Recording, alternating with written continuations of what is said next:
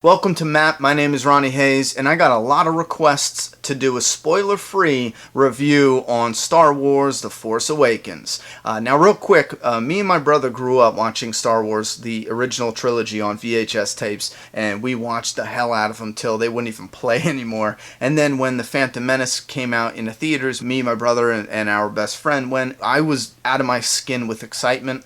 Needless to say, afterwards I was pretty disappointed, and now with Star Wars coming back in the theaters, I wasn't as excited because of the prequels. I'll be honest with you, I was not a fan of those, so I didn't follow anything that had to do with Star Wars. No interviews, I watched the trailer, that was it. I avoided as much discussion and talk about Star Wars because I just wanted to go in it knowing as little as possible, and I didn't hype it up, and I enjoyed the hell out of it. But I will tell you, me and my brother called the theater and I said, listen, is it crowded? And they said, no, we're showing it in like 3 or 4 separate screens, so if you're trying to avoid the lines or waiting in line, give it a shot because they're showing it in multiple screens. Me and my brother waited an hour. We made fun of ourselves for doing that because as we were sitting there was seats wide open. We could have showed up late, and there was actually 2 seats next to us that never filled up the entire time, so we could have just showed up. So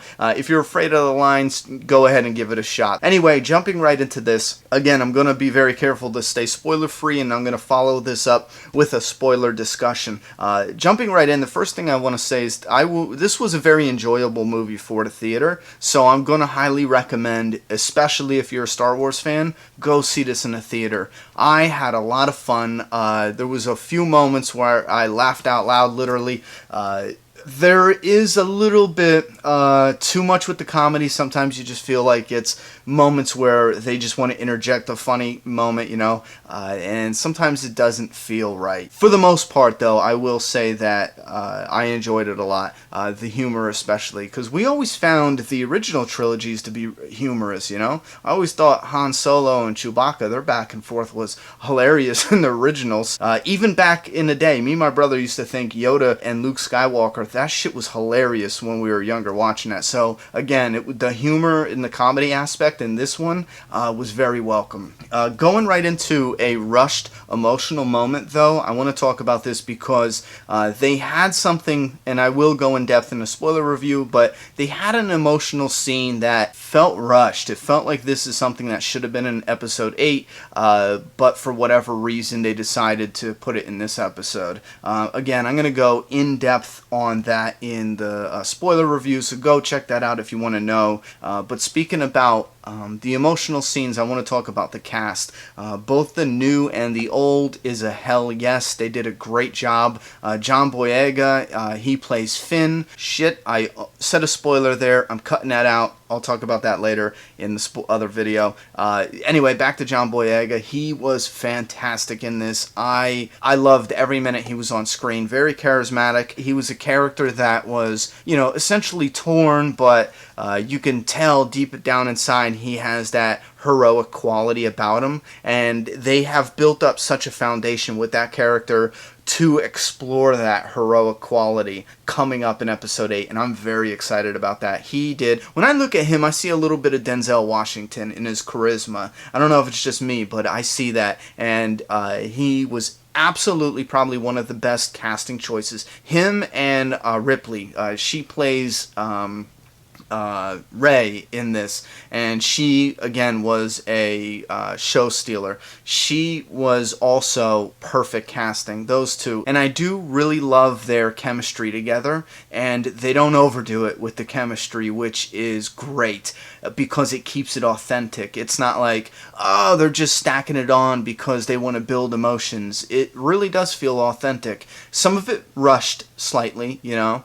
You wish there was a little bit more room to breathe, but some of it was rushed, or at least it felt rushed. Anyway, back to the cast. It was very refreshing in a weird way seeing the old cast coming back, and I think one of the best things that they did story-wise, which was a huge positive, is to, without spoiling much, is to set it up where there was a lot of falling out from the last movie. And right now we're going into the new characters and us as the audience not knowing what really happened between the last movie and this movie. Us with the new characters enter into this world where they were all legends. As fans, we look at it because it's such a classic. So we are seeing this in the same eyes as, like, let's say, Ripley. You know, they all grew up with this myth and legends and everything. And to us, it just felt like, her character was experiencing a lot of what the fans were. You know what I mean? Like, between the nostalgia, and again, I'm staying as spoiler-free as possible,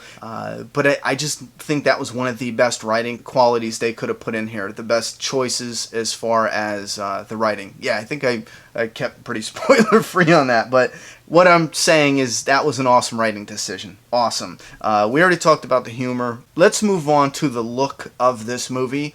Gorgeous. Absolutely gorgeous. There was maybe one time, maybe twice, no, once, where I was like, CGI didn't vibe with me. And I'm talking about when we're watching movies nowadays, there are always little things that are like, oh, whatever. And and in some movies, there's the CGI moments where it's constantly like, oh, that's hideous. And a lot of really anticipated films had some scenes in the past. I don't want to blow any film spots up right now, but there was some scenes where I'm like, wow, you should be ashamed of yourself for that scene. It was so bad, the CGI. Well, in this movie, I did not get a lot of that. There was a lot of practical effects. A lot of it was gorgeous. When you see the backdrops of bits and pieces of the old trilogy, it plays in the backdrop. And some of that is just gorgeous, like the landscapes. A lot of the practical effects, even some of the CGI that they did, worked really well, especially with this one creature. It's like a little orange creature. I'm not going to go in depth on that, but I think that was done very well. There was only one monster that came running out one time where I was like, ugh, that's gross. The CGI, I mean, it just jumped right out as fake, That was probably the one moment. But other than that, like I said, absolutely gorgeous. I love the way this looked. And not even just the visuals itself, but the way they filmed it. The way the camera would focus on somebody on the ground fighting and then go to the sky, all in the same movement. Follow an X-Wing, come back around, there's more fighting, then back to the ground on a different character fighting on the ground. I loved it, and I want to see more of that 100% in the coming movies of Star Wars. I think they should just keep doing that shit because that is epic. And one last thing I want to touch on in the spoiler-free review is the coincidences and the conveniences. It's either, it's a coincidence that, these things happened, or it is just plain convenient. And a lot of that has to do with some fighting, when you get into the battles. And this is a problem in a lot of action movies where one opponent has the perfect opportunity to strike, let's say someone's back is to them and they don't do it. There's just a pause moment where they're like, yeah, and it's like they're waiting for the next movement in their choreographed fight. And that's not just the only convenience. There's convenience in story writing. I mean, there's parts where they're like, hey, look at somebody over there. And then in the next shot, we're coming from this direction, and then we're all of a sudden together. How the hell did you get from over there to over here? I don't get it. And there's like a huge abyss. I mean, I don't get it. I mean, some of that editing and some of that convenience, it took me right out of the movie hardcore, especially in that one scene I'm talking about specifically. Again, with the negatives, I am still going back to rewatch this in the theaters. I'm going to wait until the crowd dies down because there was a lot of scenes where people were hooting and hollering and I didn't hear some dialogue, and I can't stand that. I like it to be quiet and I like to zone in on the movie so I can enjoy it fully. I would have to say that obviously the trilogies, the old trilogies, the originals will always be in a special place for me, up high. The prequels, I'm in the camp where I don't even acknowledge them existing. When I buy my Star Wars sets, I'm only buying the originals. I'm sorry, hate on that if you want, but I just find no purpose in rewatching the prequels. But this here, I will definitely rewatch this. I will definitely buy this. This is a must-see in theaters.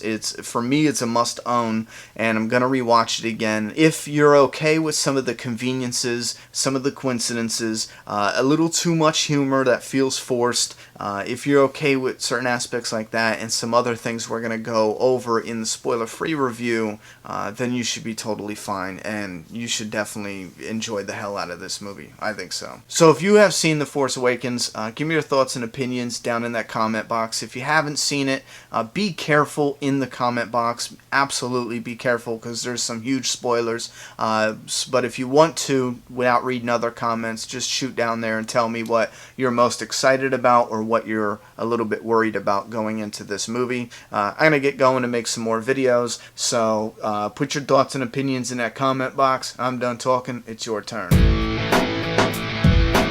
Subscribe now.